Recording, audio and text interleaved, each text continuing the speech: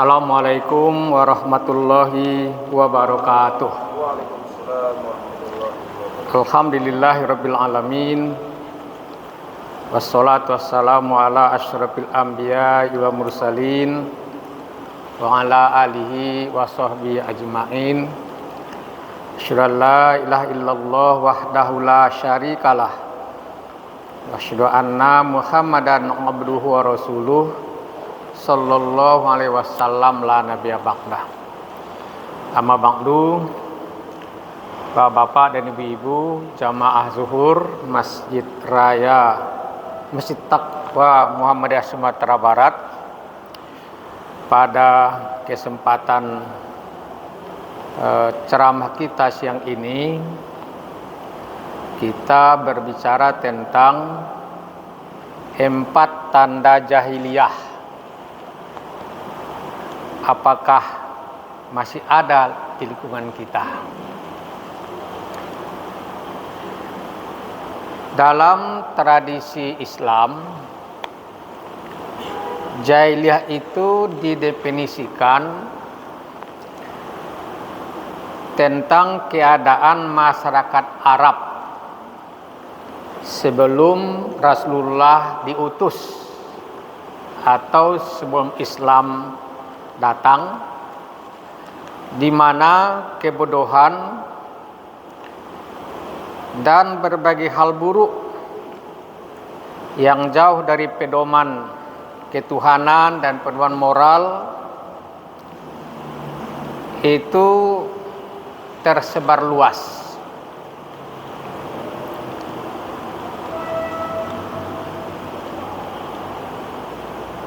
Lalu Islam datang untuk memperbaiki itu. Jahiliyah tidak berarti masyarakatnya bodoh, tidak berilmu, atau tidak punya keterampilan, atau tidak punya kecerdasan. Sebab masyarakat pada waktu itu, kalau ditinjau dari segi kepintaran, kecerdasan, keahlian, mereka tidak kalah dengan bangsa-bangsa lain yang ada pada waktu itu. Mereka ahli dagang, pemerintahan juga teratur. Bahkan pada masa itu mereka sudah memiliki lembaga permusyawaratan. Kalau kita Indonesia namanya DPR MPR, mereka sudah ada juga namanya Darun Nadwah, tempat bermusyawarah utusan dari kabilah-kabilah atau suku-suku ada pada waktu itu. Mereka juga punya pasar yang ramai dikunjungi, tidak saja oleh orang-orang Makkah Madinah, tapi juga dari Yaman dan daerah-daerah lain. Namanya Pasar Ukas dan Zulmajas. Malah mereka memiliki pasar seni, di mana dari pasar seni itu nanti orang yang paling baik syairnya itu digantung di dinding Ka'bah. Dan mereka telah menjalin hubungan dagang dengan bangsa-bangsa lain. Misalnya ketika Rasulullah masih kecil, dibawa oleh pamannya Abu Talib berniaga atau perang sampai ke Syria. Tapi meskipun demikian, mereka oleh Allah disebut jahiliyah.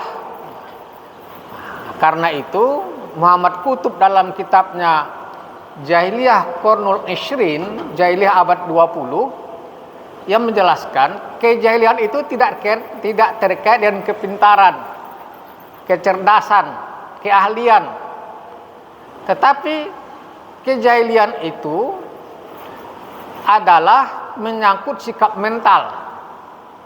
Sikap mental yang bagaimana? Sikap mental yang menolak hidayah Allah dan tidak mau mengikuti aturan-aturan Allah. Karena itu, menurut Muhammad Qutb, jahiliyah tidak bisa disematkan kepada bangsa tertentu pada masa tertentu di tempat tertentu. Tapi jahiliyah itu adalah sepanjang ia menolak hidayah Allah, tidak mengikuti turut-turut Allah, maka meskipun dia ada di masa modern, di tempat orang-orang yang pintar-pintar, namun mereka tetap dianggap sebagai jahiliyah. Nah, Bapak Ibu sekalian, Allah menjelaskan di dalam Al-Quran ada 4 tanda jahiliyah itu. Nah, ini yang akan kita jelaskan. Pertama adalah kerancuan cara berpikir. Di dalam Al-Quran disebut zonal jahiliyah di dalam surat Al-Imran ayat 154. Prasangka jahiliyah, cara berpikir yang salah akan melahirkan sistem yang salah, akan melahirkan kebijakan yang salah, dan itu akan menyengsarakan masyarakat. Orang-orang jahiliyah cara berpikir salah itu menyaksikan kebenaran Al-Quran. Karena itu mereka menolak apa-apa yang didakwahkan oleh Nabi. Dan sikap atau cara berpikir sampai akan berkembang. Nah, ketika misalnya ada perintah berperang, lalu Nabi menyampaikan kepada sahabat-sahabatnya ikut perang, di antaranya yang namanya perang tentu ada yang kalah, ada yang menang, ada yang luka, maka ada yang meninggal. Lalu mereka mengatakan, itulah mengapa kamu mengikuti ajakan Muhammad. Kalau kamu tidak ikut berperang, tidak akan mati. Prasangka jahiliyah. Hari ini perasaan seperti itu muncul dengan menjadi sikap permisif. Apa permisif? Serba boleh. Serba boleh. Akhirnya antara yang hak dan yang batil itu dikaburkan.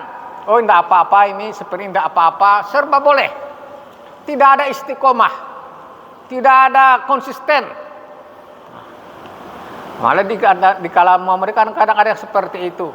Sudah jelas Mestari menetapkan hari raya jatuh pada tanggal sekali itu, lalu karena ada orang hari raya tidak sahur, ya ikut juga. Permisif namanya, serba boleh. Maka lahirlah kerusakan moral, LGBT dan lain sebagainya.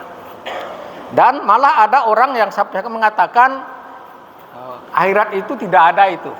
Neraka itu tidak ada, itu khayalan saja itu. Kapan mereka pernah ke sana? Kan ada seperti itu. Ini namanya zonal jahiliyah. Cara berpikir yang rancu sehingga menyaksikan kebenaran daripada Al-Quran. Yang kedua adalah tradisi dan hukum. Namanya hukum al-jahiliyah. Hukum jahiliyah ini di surat Al-Maidah ayat 50. Hukum jahiliyah adalah yang kuat memakan yang lemah, yang kaya mengeksploitasi yang miskin. Hukum tidak melahirkan kemaslahatan kepada umat, tetapi hukum kadang-kadang dipermainkan sesuai dengan kebutuhan. Yang awalnya tidak boleh, jadikan boleh. Bagaimana caranya? Ajukan ke MK, robah undang-undang itu. Tajam ke bawah, tumpul ke atas. Kaum muslimin sekalian, pernah terjadi ketika seorang perempuan yang melakukan kesalahan kemudian tertangkap dan dibawa ke hadapan Nabi untuk dijatuhi hukuman sebagaimana perintah Allah. Ketika orang-orang Quraisy mengetahui bahwa ada wanita mereka yang tertangkap, mereka datang lalu mengatakan, ya Muhammad, ketahuilah bahwa wanita yang di hadapanmu ini yang akan engkau hukum ini adalah wanita terhormat di kalangan kami. Lalu Nabi bertanya, lalu bagaimana? Ya jangan dihukum. Waktu Nabi mengatakan, sadarlah, ingatlah bahwa umat-umat sebelum dihancurkan Allah oleh karena mereka tidak menegakkan hukum secara benar, secara adil. Kalau orang-orang lemah di kalangan mereka mencuri, melakukan kesalahan, mereka hukum dengan tegas. Tapi kalau orang-orang kuat, orang-orang mulia di kalangan mereka melakukan kesalahan atau pencurian, mereka tidak tegakkan hukum. Itulah sebabnya Allah menghancurkan umat sebelummu. Lalu Nabi bersumpah, wallah, demi Allah, laukanat Fatimah binti Muhammad sarokot lakotok yadaha. Jika seandainya anak kandungku sendiri, Fatimah yang mencuri, tetap akan aku potong tangannya. Hukum jahiliyah.